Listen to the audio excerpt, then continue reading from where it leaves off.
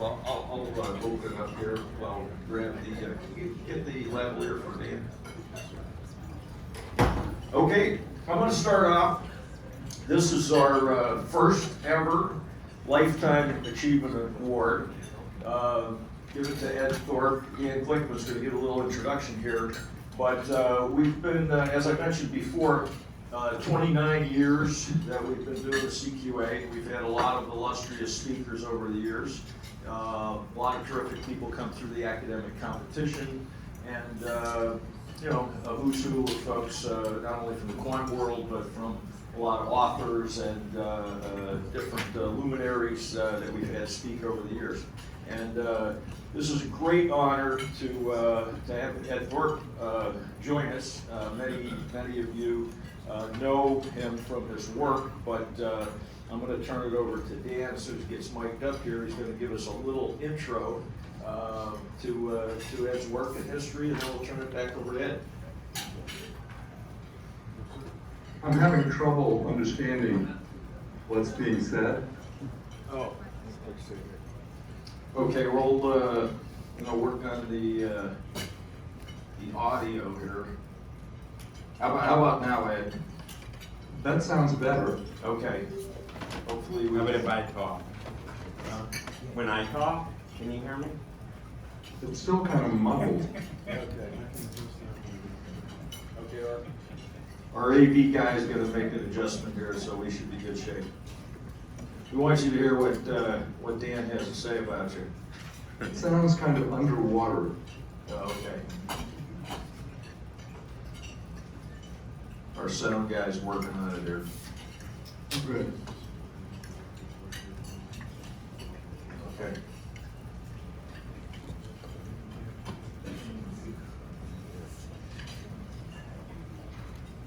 He's working on it now?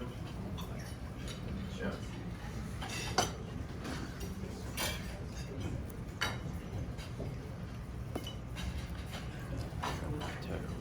Sorry. You have your hands full.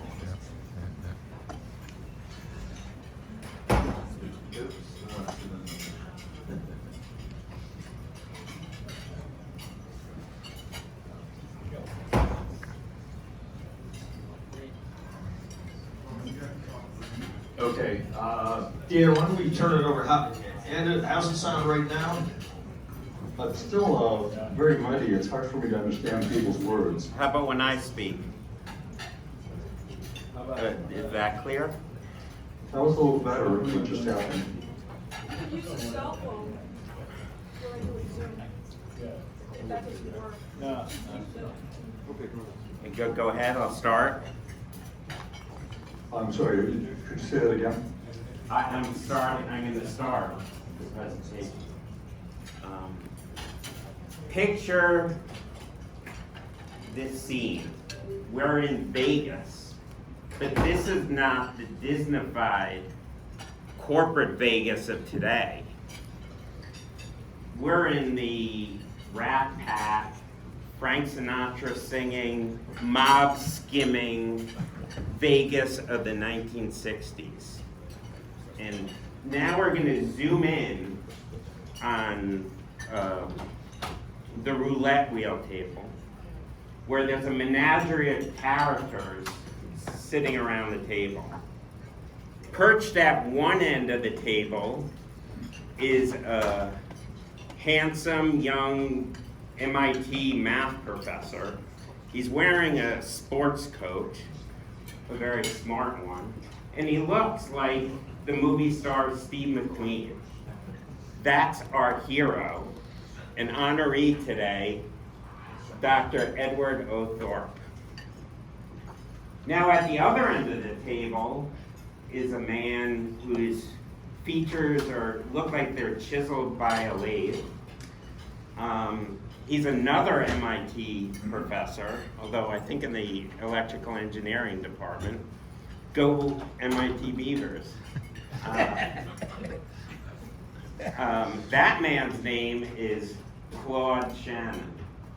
Now, Claude Shannon is the father of information theory, which is crucial for modern computing and communications, among other applications.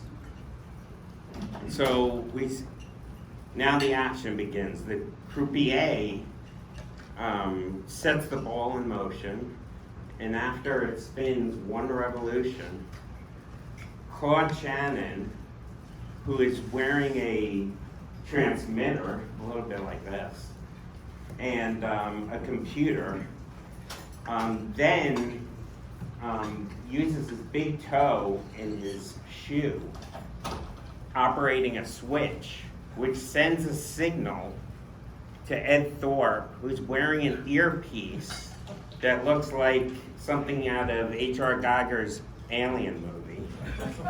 And he hears musical tones and then sets 5 bets down. As friction slows the ball down and the ball succumbs to gravity and settles in its final resting place, Ed Thorp and Shannon win, and they win consistently. So is this luck? Is it magic? Or is it just math and physics? It can't be math and physics, can it? Because Richard Feynman, who won the Nobel Prize, said to Ed Thorp in person that roulette cannot be beat. In addition, Poincaré, the mathematician's mathematician, proved that roulette can't be beat. Even Einstein said that you can't beat roulette without cheating. And even Claude Shannon, his partner, thought that roulette was pure gambling. But Ed Thorp just used classical physics to beat this game. And in the process, to boot, they, both Ed and Shannon, invented the first wearable computer. So Ed's process in this is a blueprint for quants, pretty much anyone. First he had a hypothesis, and then he tested it rigorously, but then he put the pedal to the metal, because theories could look like the Love Boat in theory, but if you put it in practice, they could end up being the Titanic. So Ed put his theories into practice with his skin in the game. Now I would like to turn to the slides.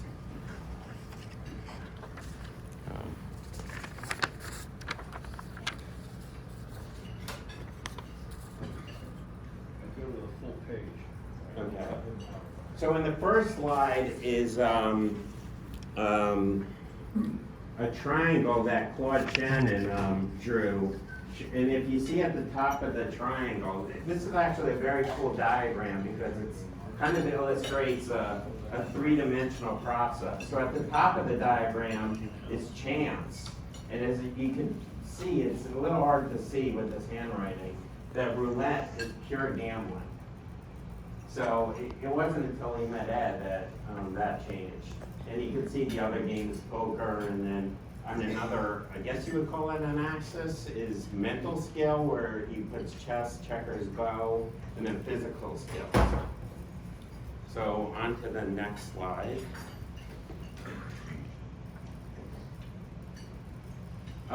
This slide, the previous slide I would like to mention I got directly from the National Archives in DC, Claude Shannon's archives. In this slide I show from one of his notebooks a picture of somebody wearing presumably Ed or Claude wearing the computer, and the diagram of the earpiece I was talking about.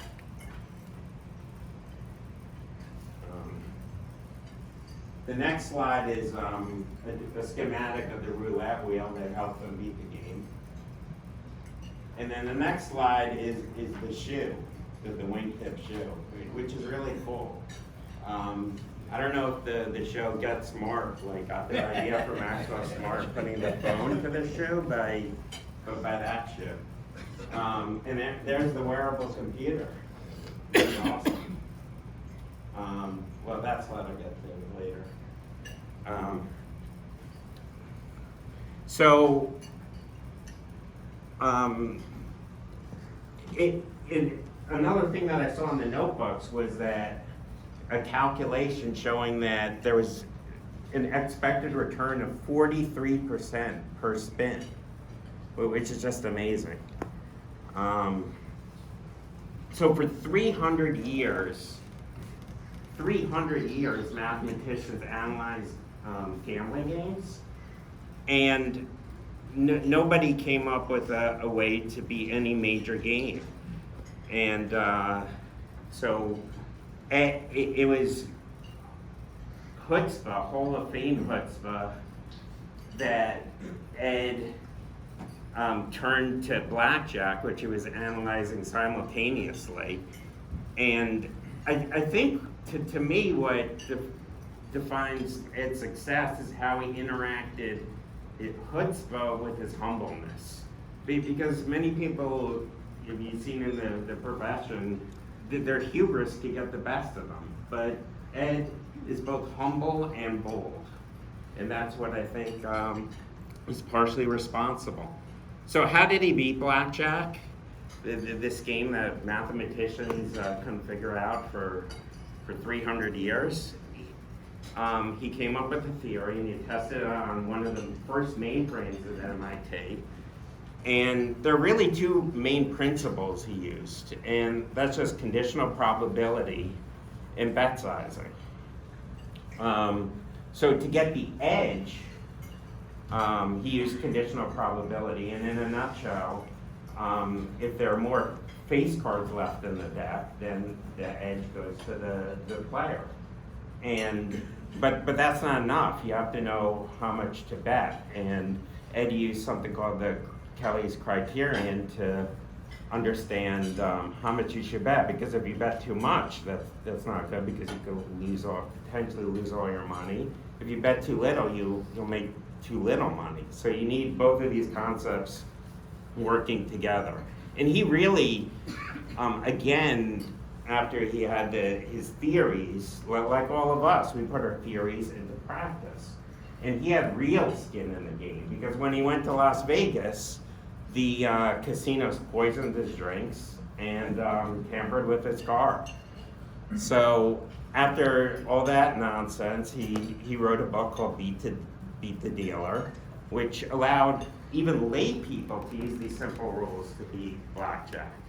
And legend says that after this book was published, there are ghosts of thousands of mathematicians just face-palming themselves, like, how could we not think of this seemingly simple solution? So first, Ed turned a seemingly stochastic game, roulette, into a deterministic game, and then he beat yet another game.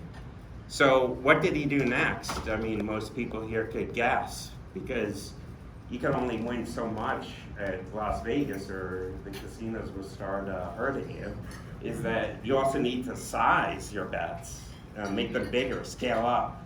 And so he turned to Wall Street, where he could place bigger bets.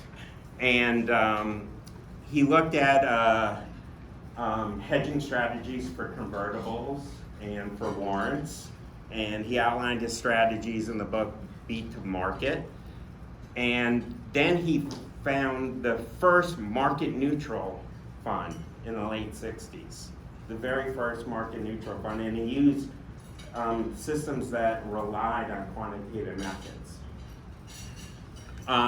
So and his funds did amazingly well. So over 37 years, he never had a single negative return. He had upper returns over 15%. I think that was the average return, 15, 16, 17%, even higher, but never a single negative year. And that's without taking on much risk, because of mostly market neutral funds. So how did he, it's a good thing that he actually didn't take classes here at Chicago, like where we are, like having this presentation, especially that he didn't take a class with an unnamed Nobel Prize winner whose name rhymes with Wonderama, who said that markets are impossible to beat. So it's a good thing he actually didn't take classes in this very classroom. So the first way he beat the market, well, one of the ways he beats the market was using multi-factor models that we all are familiar with, and the second way is options.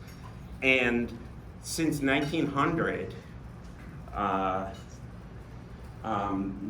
people didn't know how to value an option, and Ed actually developed the first successful option pricing formula. A good 2 years later, Black and Scholes used his book Beat the Market, and there's proof of that by a letter by Fisher Black, if you go one side below. Fisher Black acknowledges the contribution.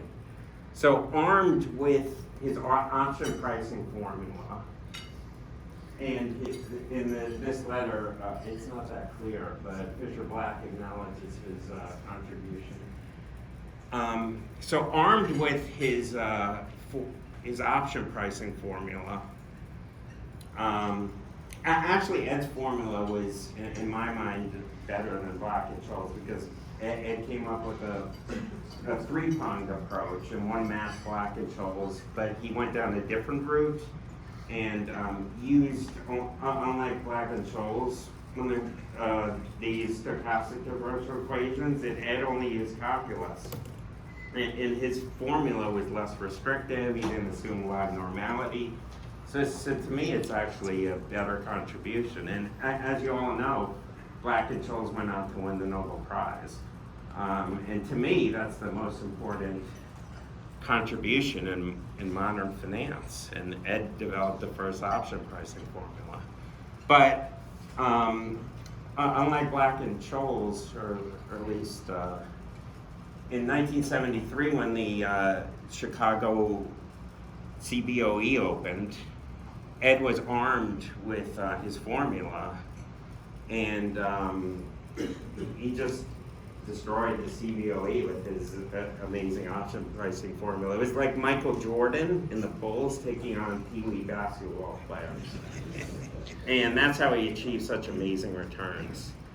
Now, if you read his book, Madoff, he has a bunch of other great accomplishments, but I'll be here forever.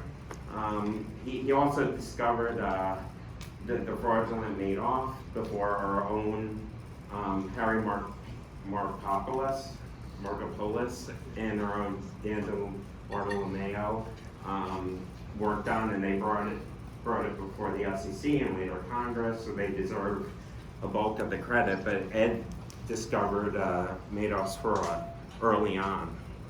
And he also has done many charity acts, contributions to stem cell research, contributions to University of Irvine, California at Irvine. And I really recommend reading about his other accomplishments in this great book, Man for All Markets. So to me, Ed is the model portfolio of quants. And so I, Daniel Glickman, would like to present the OQ, which stands for Original Quant, the CQA Lifetime Achievement Award, the first Lifetime Achievement Award, and hope that you accept. And let's give Edward Thorp a hand.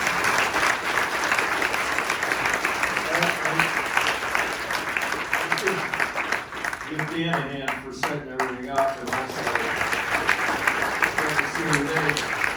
Ed, we're going to turn it over to you to say a few words to this audience here who can't wait to hear what how you're going to follow that up. Okay, can you hear me all right? Yes. Can you hear me? Yes. Yes, good. Hear you well. Okay, good. Perfect. Well, thank you, Dan. You've really done your research, and it's an honor and a pleasure to accept the first Chicago Quantitative Alliance Lifetime Achievement Award.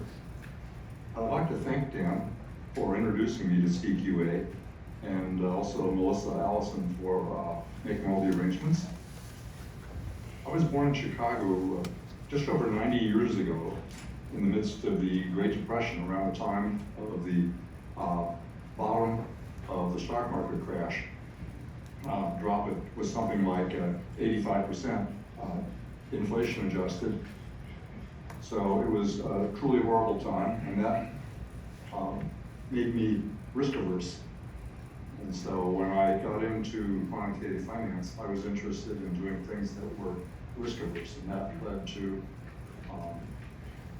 creating a market neutral hedge fund, which ran for about 20 years, and I think had the highest Sharpe ratio that a research student under the late Bill Ziemba discovered when he studied various investment track records. Sharpe ratio was 13. Losing months of just under 1% in those 20 years. And we annualized at about 19 prior to our fees. After the fees, investors got a little over 15. The Dow did about 10 during that time period. So risk averse was the thing I was most focused on. And I still am. I began taking a higher risk later on because I had more wealth and less concerned about losing some of it. So anyhow, that was the feature, I think, that guided me more than anything else, and influenced by those early Depression years in the city of Chicago.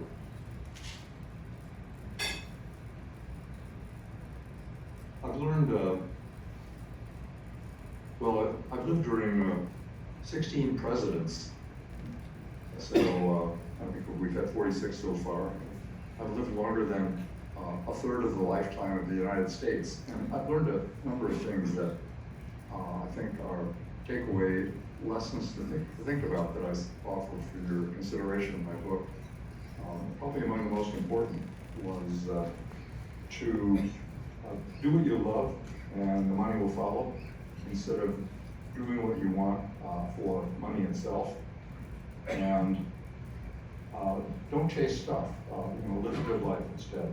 And then things will come to you and good things will happen.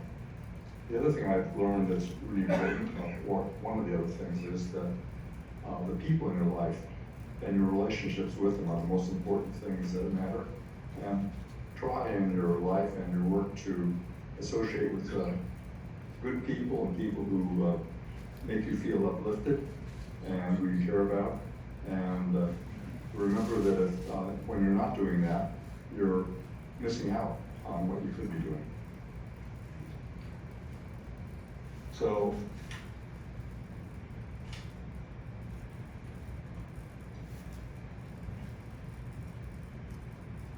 what I'd like to leave you with then is,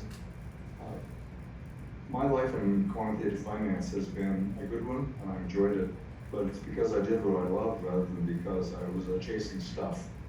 And that's another thing I would suggest. Don't chase stuff. Don't chase. Don't climb ladders. Don't compare yourself to people around you and feel bad if you're not doing as well. Just do what you enjoy and do your own thinking and lead your own life. And I think you'll be the happier and the better for it. And at the end, you'll be glad that you did things that way. Well, once again, thank you very much for the award, and it's a pleasure to meet and talk with all of you. Thank you, Ed. Let's give another hand.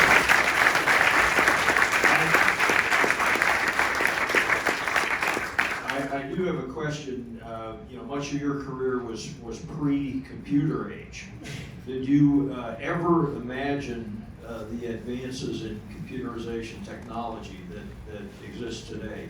Was that in your vision back then, or is this sort of something that was not even on your thought process? Well, I was a young science fiction fan, so it was easy to extrapolate out that way. And I thought of things when I was a kid, like using my brain to operate things by putting electrodes in my scalp and by thinking, causing impulses to be sent out. So I could basically send digital information. This is in my imagination, I never did this. And knowing that I could do that meant I could send any information, although it might be slow and tedious. So it seemed pretty clear that the cyborg step was going to happen at some point in the future. And with computers, it seemed like they would just evolve like so many other great human inventions. So you know, you can't foresee in detail what's going to happen. At least that's my opinion. There's a very good book on predicting. I'm trying to think of his name. Guy from the University of Pennsylvania. Anyhow, he studies prediction, and what he shows is that it's difficult to predict very well, difficult to get much of an edge, and that experts are often wrong because when they make predictions, they generally have a very narrow point of view, and they tend to overemphasize one part of the elements that go into predicting as opposed to other parts, so they tend not to do particularly well. I might add that one of the things that I learned in the course of finance was that a very large part of the information we get is what Fisher Black and Nassim Taleb would call noise. I think Fisher Black wrote a paper called Noise. Nassim Taleb wrote a book called Fooled by Randomness, both of which address this issue. So when you see the stock market fluctuate by 0.5% or 1% in a day, well, if sigma is 20%, then for the year, then maybe it's 1.25 for a day, averaged out. And so when you see a 1% change in the market, there'll be all kinds of explanations for it, but it doesn't mean anything. It's just a typical day. It's the big days that mean a little more. Well, Ed, it was a real pleasure to give you the award, and one of the most important things for us is that for next year, the Lifetime Achievement Award, we're going to be able to go out and tell people, hey, you're right up there with Ed Thorp. So that's going to be easy to find someone for the second one, but we're so happy to have you accept the first prize, and great you could join us today. So thanks very again. much. Okay, let's give him a hand.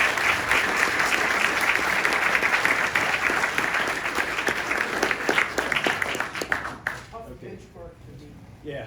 Pleasure. Okay, thanks, Ed. Bye-bye.